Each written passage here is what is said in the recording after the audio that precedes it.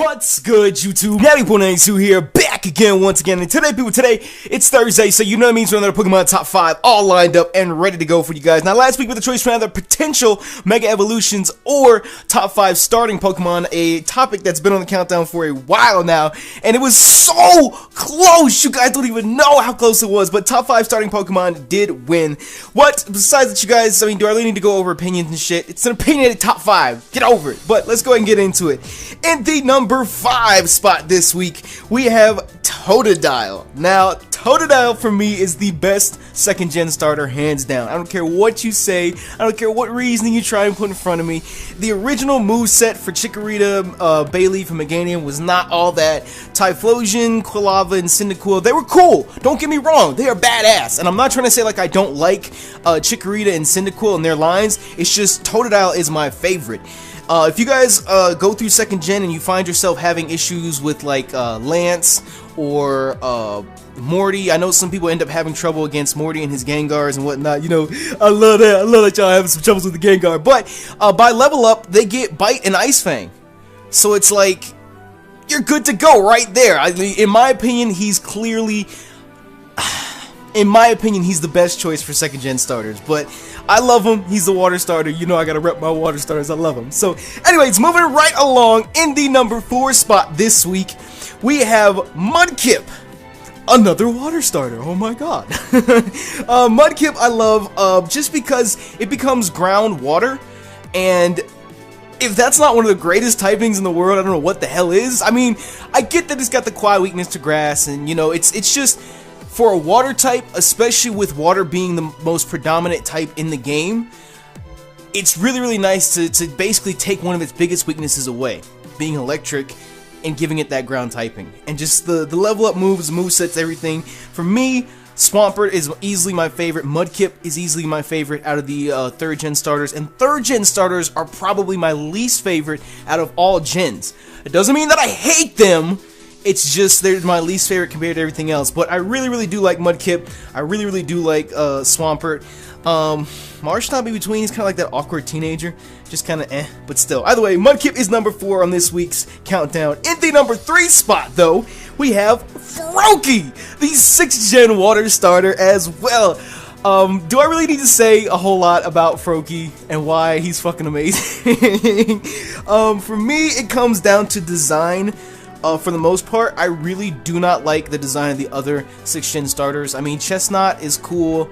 What the hell's his name? Chespin, he's kind of cool. He's like that little buddy, you little dude, you know, whatever, just chilling with you. Froakie, on the other hand, that nigga is just sick as a fuck. He's a fucking frog. What the hell do you want from me? What the hell do you want from me? And of course, once you get to the Greninja stages, with the protein and the moveset, you can run a physical Greninja or a special Greninja, and it's just... he's so fucking fast, too. It's just, in my opinion, I gotta stress that again, it's my opinion. In my opinion, Froakie is the best 6th gen starter, just hands down. I love him. I mean, what the hell is a Delphox? The hell is a Delphox? Anyways, in the number 2 slot this week, we're gonna go back to 1st gen, OG Squirtle. I'm sorry. Again, I gotta say it. He's the best 1st gen starter. I think I read an article a little while back from Kotaku or somebody that said like they ran it through some scientific data sheet or some shit based upon the challenges that you have to face in 1st gen. And I think they said, based upon all that, Squirtle is actually the best 1st gen starter for you to choose.